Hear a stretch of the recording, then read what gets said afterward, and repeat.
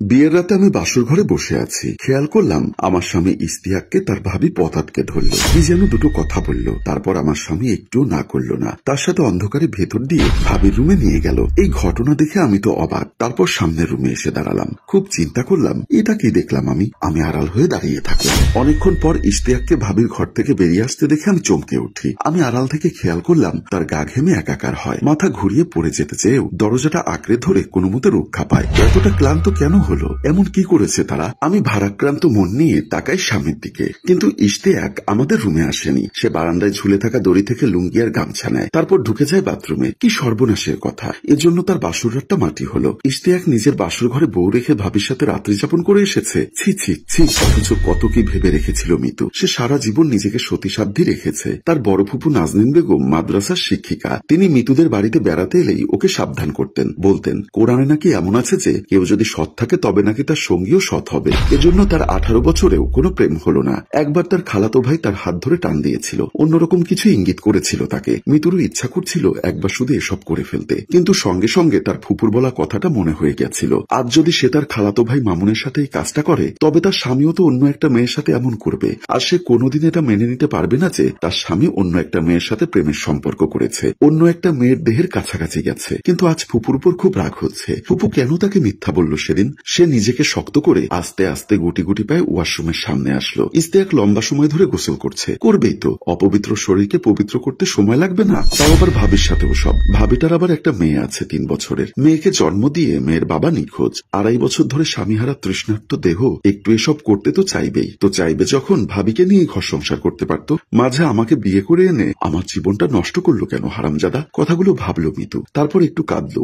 কাঁদতে গিয়ে চোখে জল এলো, আবার সেই জল একটু পর মুছে শক্ত হয়ে দাঁড়ালো। মনে মনে ভাবলো ইস্তিয়াক বাথরুম থেকে বেরিয়ে এলে ওর গালে একটা চড় বসিয়ে দিব, তারপর যাবে ওর ভাবির কাছে। ওখানে গিয়ে ভাবিকে দুটো পচা কথা বলে ভাবির মুখের উপর একদলা থুথু দিয়ে আসবো, এতেই তার জিদ মিটবে। এরপর সকাল হলে সে নিজেই ইস্তিয়াককে তালাক দিয়ে চলে যাবে চন্দনাইশ মোজাহের পাড়ায়। ওখানে তার বান্ধবী আছে, গাছবাড়িয়া কলেজে অনার্স ফার্স্ট ইয়ারে বাংলায় পড়ে। ওর কাছে থাকবে। বাড়িতে কিছুতেই যাওয়া হবে না, মান সম্মান সব চুলো যাবে। তাছাড়া বাবাকেও এসব জানানো যাবে না, বাবা জানলে হার্ট অ্যাটাক করবে। আমি ভাবতে ভাবতে রুমে চলে আসলাম, খাটের পাশে বসলাম। একটু পরে ইস্তিয়াক বাথরুম থেকে বের হয়ে টাওয়েল দিয়ে মাথার চুল মুছতে মুছতে ঘরের ভেতরে এসে বলল, সরি মিতু, এমন একটা রাত আমি তোমার সাথে কাটাতে পারলাম না। কিন্তু বিশ্বাস করো আমার কিছুই করার ছিল না। মিতু সঙ্গে সঙ্গে বিছানা থেকে উঠে ইস্তিয়াকের সামনে দাঁড়ালো, আর ইস্তিয়াককে কিছু বলার সুযোগ না দিয়েই ঠাস করে একটা চড় বসিয়ে দিল ইস্তিয়াকের গালে। ইস্তিয়াক গাল চেপে ধরে বোকার মতো তাকিয়ে আছে ওর দিকে। মিতু তখন ঘর থেকে বেরিয়ে ইস্তিয়াকের ভাবির ঘরের দিকে পা ফেলে আবার পেছনে গিয়ে বলল, ভাবির সাথে বাসর করবি তো আমাকে বিয়ে করেছিলি কেন? তোদের লাইভ দেখার জন্য?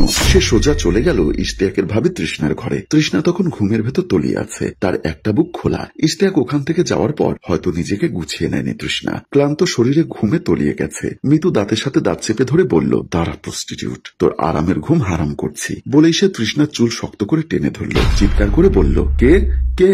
মিতু ওর মুখ চেপে ধরল আর চাপা স্বরে বলল, খবরদার, গলা বড় করলে এখানেই তোকে খুন করে ফেলবো কিন্তু। তৃষ্ণা ভয়ে ঝি মেরে গেল একেবারে। তারপর কাপা কাপা গলায় বলল, কি হচ্ছে এসব মিতু? তোমার কি মাথা খারাপ হয়ে গেছে? মিতু ওর গালে এক চড় বসিয়ে দিয়ে বলল, হ্যাঁ মাথা খারাপ হয়ে গেছে। মাথা খারাপ মানুষেরা অনেক কিছুই করতে পারে, আমিও এখন অনেক কিছু করব। কি করবে? তোকে ন্যাংটো করব, তারপর একটা খুঁট দিয়ে টেনে টেনে তোর সুন্দর রূপ আমি নষ্ট করব, তোর সমস্ত তেজ আমি কমাবো। তৃষ্ণা ভয়ে চিৎকার করে উঠল, ইস্তিয়াক, ইস্তিয়াক এদিকে আয়, দেখে যা মিতু কি সব বকছে। ইস্তিয়াক এলো না। তৃষ্ণা ভয়ে কাঁপছে, ওর কপালটা ঘামছে, প্রচন্ড রকম ঘামছে। মিতু বলল, ইস্তিয়াক এখানে আসবে না, আমার চর খেয়ে ওর আক্কেল গুরুম হয়ে গেছে একেবারে। তৃষ্ণা ভীষণ রকম চমকে উঠে বলল, মানে তুমি ইস্তিয়াকের গায়েও হাত তুলেছ? তো তুলবো না? বাসর রাতে নিজের বউকে ঘরে বসিয়ে রেখে ভাবির সাথে? ছি ছি ছি। তৃষ্ণা ধমক দিয়ে বলল, মুখ সামলে কথা বলো মিতু, তুমি এখন বেশি বেশি বলছো। দুজন চুল টানাটানি করছে। এদিকে মা জাহানারা বেগম চমকে উঠলেন ঘুম থেকে, তারপর ভয় মাখা গলায় বললেন, কি হয়েছে কি হয়েছে?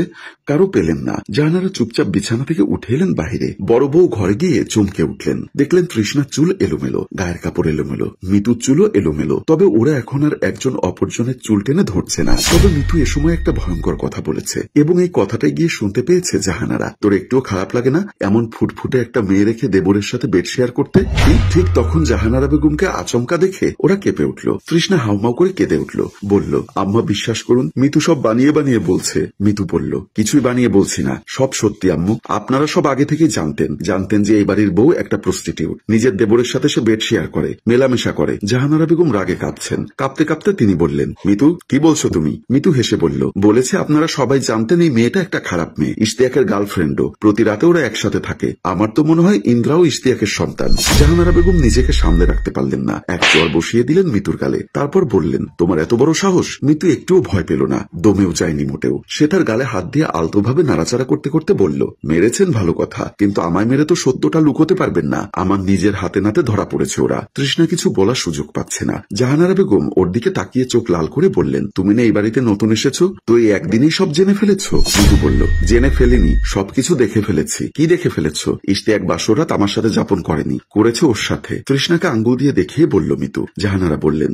তোমার সাথে বাসর করেনি এটা মানলাম, কিন্তু ও যে তৃষ্ণার ঘরে ছিল এটা কিভাবে তুমি জানো? আমি দরজা খুলে বারান্দায় এসেছিলাম, এসে দেখে ইশতিয়াক এই অন্ধকারেই ইন্দ্রাদের ঘর থেকে বের হচ্ছে। তারপর ওখান থেকে এসেই সে লুঙ্গি গামছা নিয়ে সোজা বাথরুমে ঢুকে গেল, গোসল করলো। বাথরুম থেকে বেরিয়ে এসে আমায় সরি বলেছে, আমার সাথে বাসর করতে পারেনি বলে সে সরি। জাহানারা বেগম চমকে উঠলেন, এটা কি আসলেই সত্যি? এতদিন তবে তার চোখে পড়েনি কেন এসব? পড়লে আগেই তৃষ্ণাকে আউট করে দেওয়া যেত এখান থেকে। ঠিক আছে, তোমরা এখন রুমে যাও, সকালবেলা তোমার বড় ভাইয়ার শ্বশুরের সাথে বসে আমি এর একটা বিহিত করব, ইশতিয়াক যাতে ঘরে থাকে। মিতু ওখান থেকে রাগ দেখিয়ে চলে আসলো, আর তৃষ্ণা চক্ষু লজ্জায় রুম থেকে বেরিয়ে গেল। জাহানারা ভাবলো, এসব শুনলে আমার স্বামী কোমল হাসানের মাথা ঠিক থাকবে না। তৃষ্ণার মতো দুশ্চরিত্র মেয়েকে তিনি সহ্য করবেন না কিছুতেই, ঘাট ধাক্কা দিয়ে বাড়ি থেকে বের করে দিবেন। সৎ ছেলে আর বউ দূর হবে, সম্পত্তির ভাগ কমবে। সকালবেলা ড্রয়িং রুমে সবাই বসলো, শুধু দাঁড়িয়ে আছে তৃষ্ণা, সামনে বড় আপু। শাশুড়ি মনে মনে বুদ্ধি করলো, ইশতিয়াক হারামজাদাটাকে যদি কোনোভাবে বুদ্ধিশুদ্ধি দিয়ে খুনি টুনি বানিয়ে ফেলানো যেত, তবে তো সব সম্পত্তির মালিক হয়ে যেতাম। এটাও তো পেটের সন্তান নয়। জাহানারা বেগম বললেন, মিতু যা বলছে এসব কি সত্যি?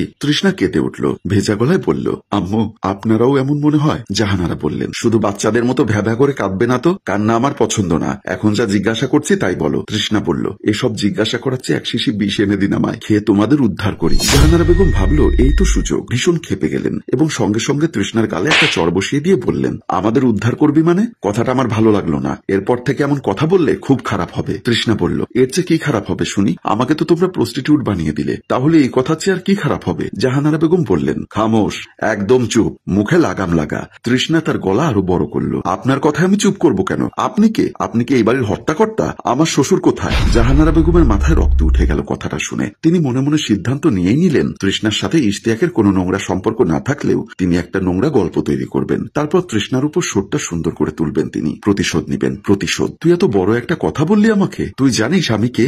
একথা বলে তৃষ্ণার গালে থাপ্পড় মারল আর একটা। তবে তৃষ্ণাও রাগান্বিত হয়ে শাশুড়ি গালে পাল্টা থাপ্পড় মেরে বলল, কি মনে করেছেন নিজেকে? সাথে সাথে বড় ভাই তেড়ে গেল। সম্মানিত দর্শক, দ্বিতীয় পর্বে দেখা হবে বাকি অংশ নিয়ে। সে পর্যন্ত আমাদের সঙ্গেই থাকুন। গল্পটা কেমন হলো কমেন্ট বক্সে লিখে জানাবেন। আগামীকালকে দ্বিতীয় পর্ব নিয়ে হাজির হব আপনাদের সামনে। গল্পটির রচনা ও পরিচালনায় মঞ্জুর মোর্শেদ, ক্যামেরায় শিহাব। ধন্যবাদ।